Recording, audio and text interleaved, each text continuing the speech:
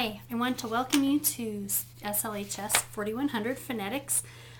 This is my first lecture I'm doing on video to put up on the web so that you guys can see. I hope it works well. I hope I don't stutter too much. I actually posted the notes on the blog, so you can follow along with the notes if you'd like.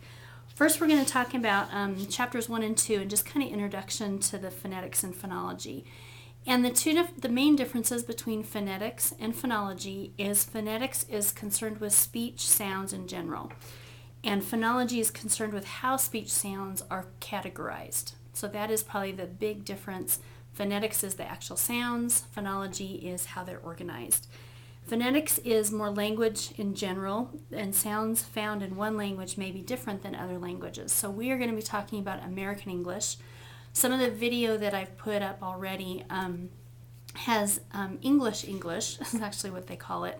So the sounds might be a little different, but I thought it was kind of a nice systematic way to go through the phonetic alphabet, and you can see the differences between, or you can see the IPA symbol matched up with the actual sound.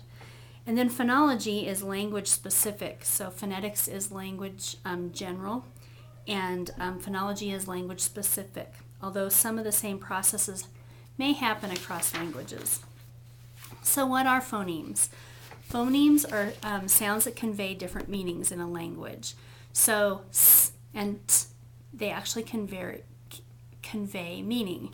So they are actually phonemes. So when you look at minimal pairs like bad and sad, that one sound difference, the b and the s, actually change the meaning of the word, bad and sad.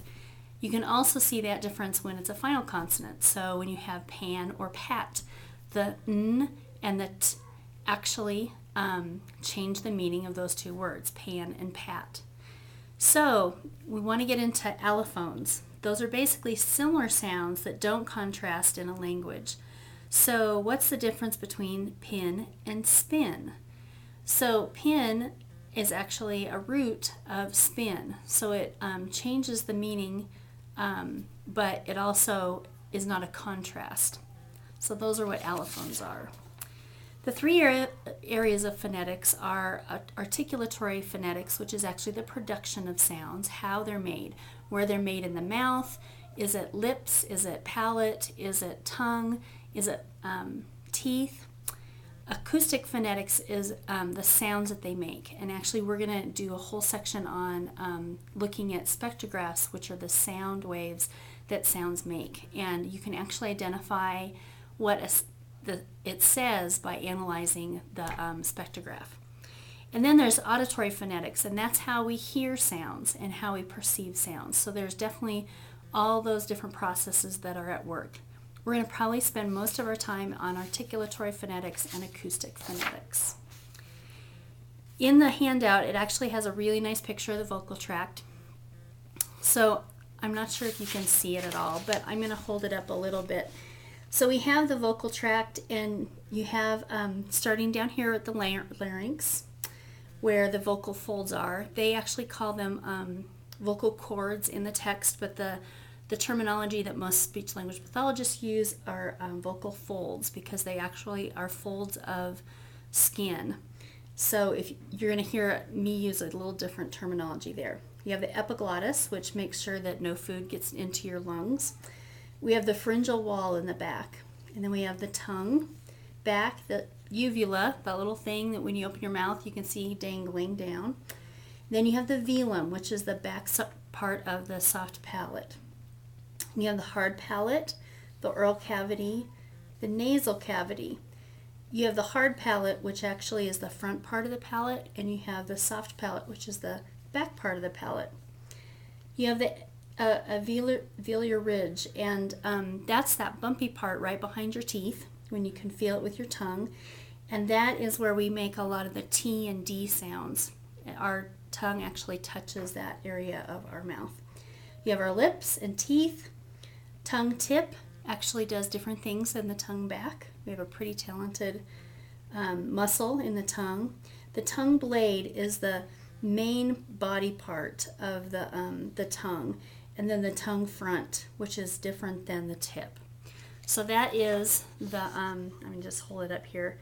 That is the vocal tract, and you're going to learn a lot more about what sounds are formed in different areas. So in creating speech sounds, you have the source of the airflow, which is always your lungs. We don't have any sounds that we inhale in to make those sounds. In other languages they do, but we don't. The source of the sound is our vocal folds, or the larynx. And the source of change in the quality of the sound is filtered by the vocal tract. And actually the size and shape of your mouth and your vocal tract and the oral cavity and your nasal cavity create your unique sounding voice. Articulatory phonetics. So this is actually studied the physical process by which speech sounds are produced. For consonants, we look at 5 areas. To look at my notes here: the airstream mechanism, the state of the vocal folds or vocal cords, the state of the velum, place of articulation, and manner of articulation. So I'm going to let you study more on the 6 possible airstream mechanisms in this chart.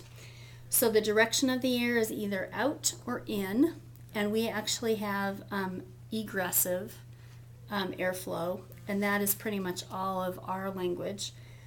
You have the lungs, the glottalic, I think that's how we say it, or the glottis. So there are sounds that are made just by making your glottis move around. And then velaric. And they're not found, velaric are not found anywhere on when you're breathing out, but they are found when you breathe in, and those are the clicks in Zulu. And then they have implosives in Sindhi, which are glottal ingressive. And then the Navajo have ejectives, which are part of the glottalic and egressive. So most of what happens at this point, the lungs and the egressive. So just wanted to show you that. The state of the vocal folds is